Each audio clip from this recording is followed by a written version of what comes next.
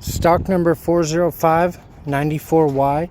It's a 2012 GMC Acadia. It does have a key, it does not start.